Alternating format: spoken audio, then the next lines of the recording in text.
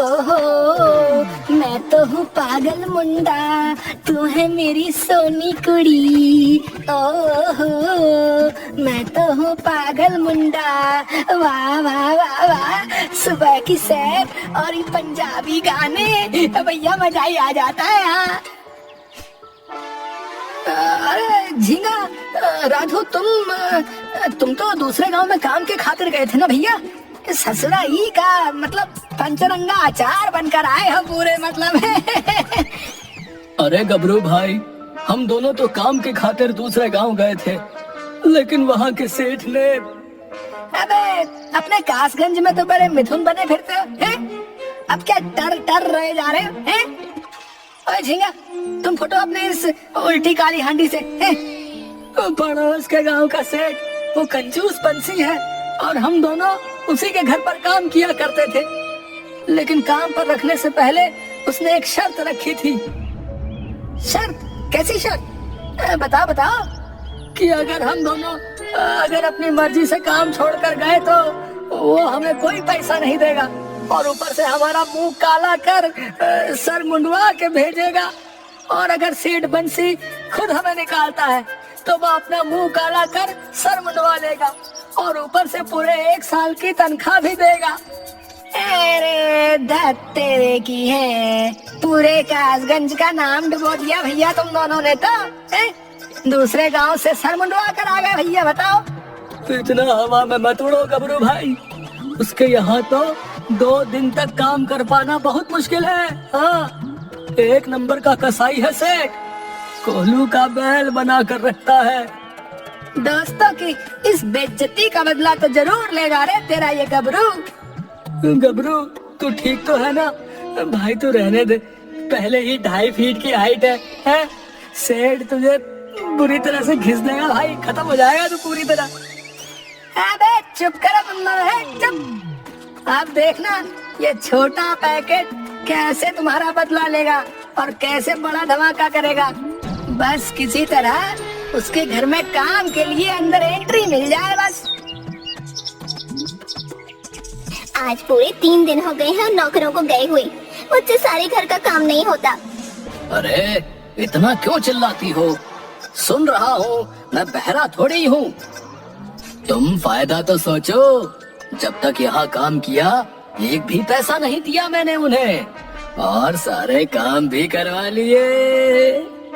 वो तो आप बहुत बहादुरी का काम करते हो, सब जानती हूँ मैं, मुझे नौकर चाहिए बस। अब हाँ, देखते हैं अगर कोई मेरी शर्तों पर काम करने को राजी हुआ तो। उसके तुरंत बाद बंसी के घर के बाहर गबरू। अरे किसी को ताजे ताजे फ्रेश नौकर की जरूरत हो तो रख सकते हैं, हम नौकरी तलाश रहे हैं। 1 नंबर नौकर, गबरू नौकर, जिसको चाहिए जल्दी बताओ। नौकर रखो नौकर। अरे आपने सुना, बाहर कोई नौकरी की तलाश में घूम रहा है, जाओ जल्दी से। कमबख्त कहीं के, इतनी जल्दी से कहाँ से नौकर पैदा हो जाते हैं, देखता हूँ। बंसी गेट के पास जाकर इधर उधर देखता है, लेकिन नीचे कम हाइट का गबरू नजर नहीं आता। तुम्हारे कान फड़फड़ा रहे थे क्या? बाहर तो कोई नजर नहीं आ रहा। अरे क्या तुम बाबूराव की तरह इधर उधर झांक रहे हो भाई? अरे नीचे देखो नीचे, हम यहाँ खड़े हैं भैया। अरे आधे ही आए हो क्या यहाँ पे है? अरे आधे कहाँ रह गए भाई? ध्यान से देखिए सेठ जी, जो हूँ जैसा हूँ इतना ही हूँ, बाकी का तो धीरे धीरे दिख जाऊंगा।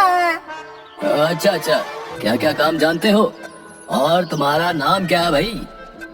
नाचीज को गबरू के नाम से जाना जाता है और हम झाड़ू पोछा, जानवरों की देखभाल, इंसानों की देखभाल और खाने में दाल भात सब जानते हैं। वो तो ठीक है, लेकिन मेरे यहाँ काम करने की एक शर्त है, अगर मंजूर हो तो काम शुरू करो, नहीं तो मेरा टाइम खोटी मत करो भैया। अरे सेठ जी, आप बताओ तो सही, जो भी शर्त है मुझे मंजूर है। बिना कुछ सुने ही मंजूर है। एक बार काम शुरू कर दिया तो अगर अपनी मर्जी से भागे तो तुम्हारा सर मुंडवा कर, मुंह काला करके, बिना किसी तनख्वाह के जाना होगा। और अगर आपने निकाल दिया तो? अभी एक पर्चा लिख कर रख लो। अगर शर्त के अनुसार मैं तुम्हें निकालता हूँ तो पूरे 1 साल की तनख्वाह दूंगा और साथ में अपना सर मुंडवा कर मुंह काला भी कर देना। ये कही आपने सेठों वाली बात है। मुझे नौकरी मंजूर है। उसके बाद बंसी गबरू को लेकर घर के बाहर। सुनती हो? देखो तुम्हारा नौकर आ गया है। अरे ये किसका बच्चा आ गया है? हम अरे भाग्यवान, ये बच्चा नहीं है, ये गबरू है। आज से नौकरी करेगा यहाँ, और वो भी शर्त के अनुसार, समझी? जी समझ गई, लेकिन ऐसा ना हो इसका काम हमें करना पड़े। सेठानी जी आप निश्चिंत रहिए, आज से सारे काम हम ही संभालेंगे। गबरू, तुम्हें हमारी रज्जो की सेवा में रहना है और हमारे बच्चों की देखभाल भी। इसके साथ साथ हमारे खेतों के काम भी करने होंगे। हाँ, बाकी सब घर के छोटे मोटे काम सब करूंगा सेठ जी, सब करूंगा। बड़े तसल्ली बख्श तरीके से करूंगा। अगले दिन सेठ बंसी अपनी बीवी और बेटे के साथ बैठा होता है। अरे गबरू कहाँ मर गया रे? आपने बुलाया और हम चले आए। जी सेठ जी बताइए, हुक्म कीजिए। अबे चक्की पांडे के फूफा हैं? अबे राजू को जोर से पोटी है, घर का संडास खराब है, इसको खेतों में हल्का करवा ला जा। जैसी आपकी इच्छा सेठ जी, अभी गया समझो। चलो राजू। राजू को साथ खेतों की तरफ ले जाते हुए और ले जाकर एक झाड़ी के पीछे पोटी करने बैठा दिया। इस कंजूस सेठ ने तो राजू को पोटी करवाने को कहा है, सुसु नहीं। कहीं ये कमबख्त सुसु ना कर दे। ओ सुन ए, हाँ, राजू के बच्चे, तेरे बाप ने मुझे सिर्फ पोटी करवाने को कहा, समझा? अगर गलती से भी तुमने सुसु कर दिया ना तो तेरा सर मुंडवा दूंगा, समझ लेना, सोच लेना, बता रहा हूँ। अरे गबरू भैया, बिना सुसु के पोटी कैसे करूं? सुसु तो पहले आ रही है। वो तेरी मर्जी है, जैसे मनाए कर। मैं तो शर्त की बात बता रहा हूँ। अब गलती से अगर सुसु निकल गया साथ तो ये मेरे बाल काट लेगा, क्या करूं? अरे राजू के बच्चे, ओए, अगर निपट लिया हो तो चले, या फिर यही डेरा डालना है? हाँ चलो। राजू घर की तरफ बढ़ने लगता है, तभी पीछे गबरू। देखता हूँ कहीं इस कमबख्त ने एक साथ ही तो सुसु और पोटी नहीं कर दिया। अरे इस राजू के बच्चे ने तो पोटी भी नहीं की। खैर कोई बात नहीं। इसके बाद राजू को लेकर गबरू घर आ जाता है। घर पर रज्जो गबरू से, अरे वाह, मेरा बेटा राजू आ गया। अरे सेठानी जी, पूरी तसल्ली बख्श तरीके से करवा कर लाया हूँ, आप बेफिक्र रहिए।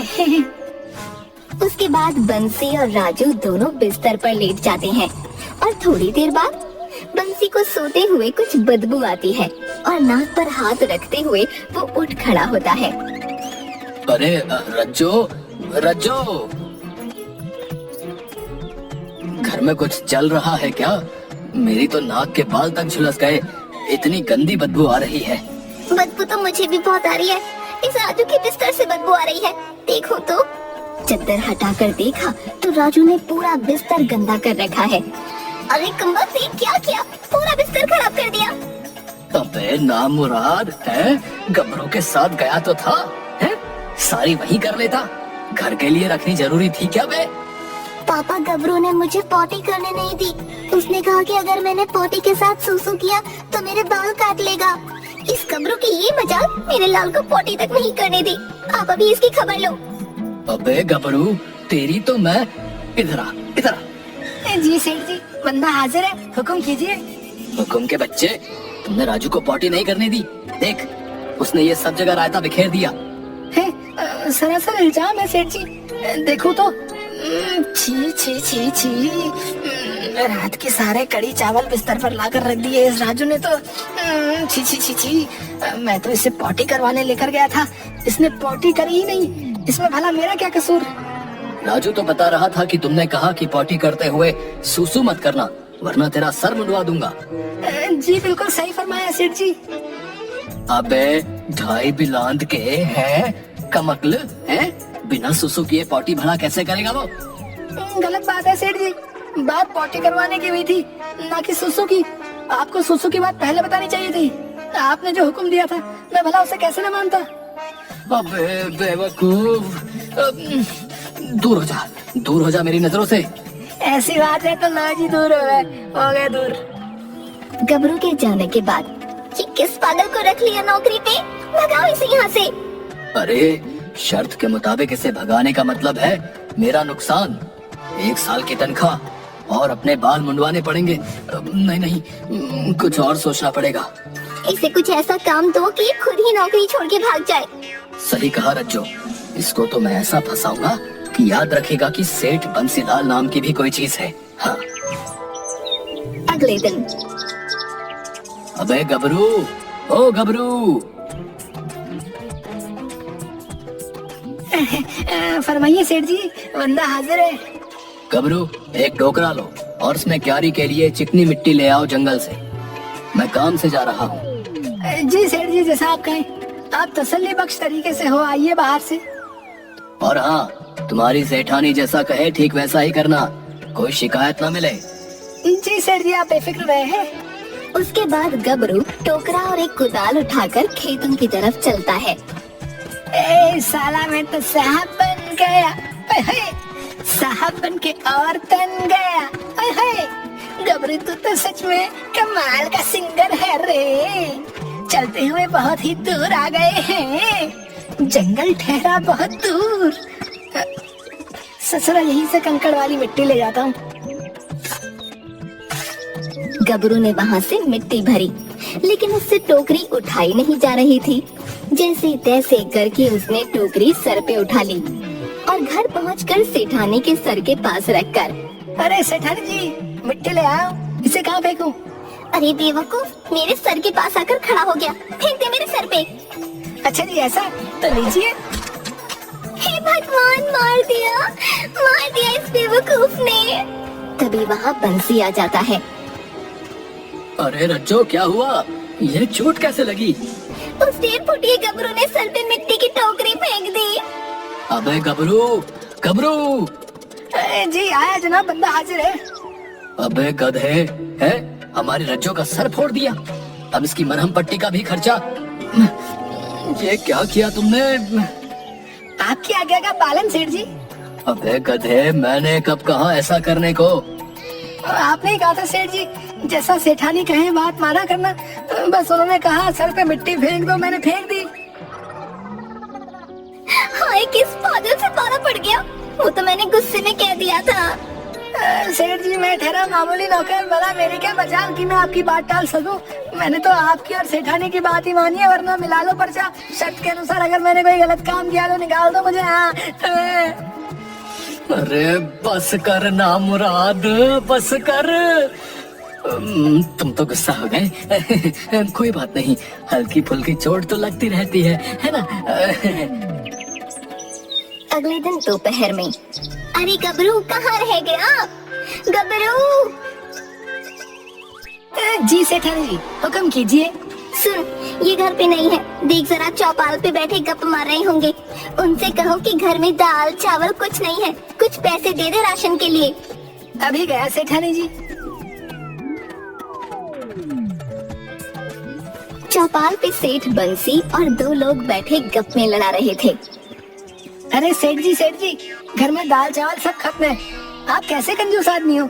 जल्दी से पैसे निकालो, बाजार से सामान लाना है। अबे गधे, हैं? इसमें चिल्ला चिल्ला कर कहने की क्या बात है?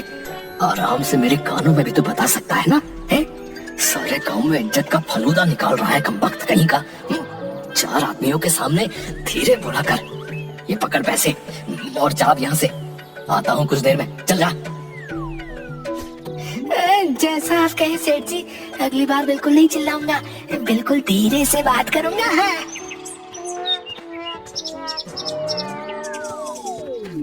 गबरू जैसे ही घर आता है, सेठ बंसी के घर में एक तरफ आग लग गई होती है।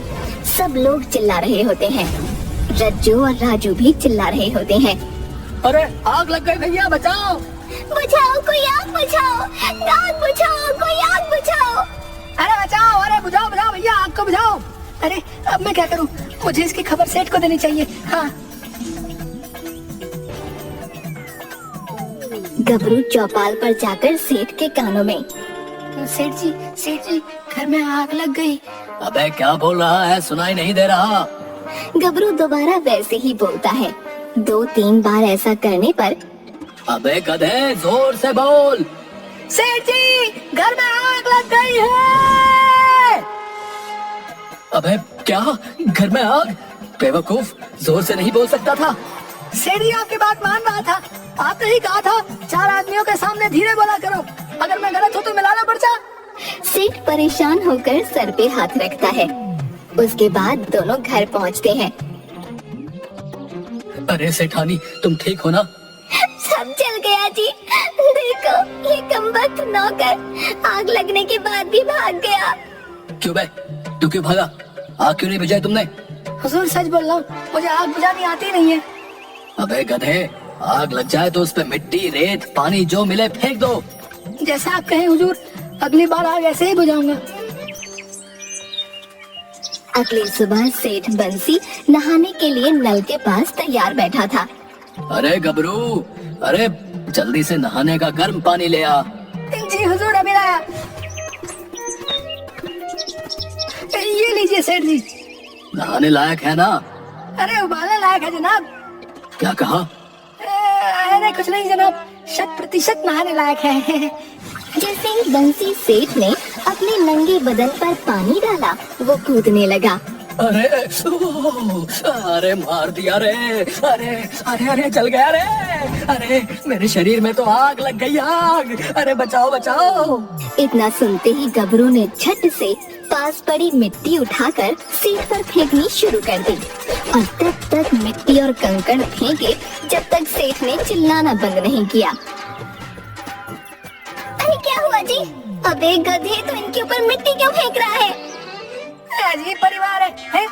सेठ जी ने कहा था कि आग लगने पर मिट्टी और रेत कंकड़ सब फेंक दो। मैंने कुछ नहीं छोड़ा।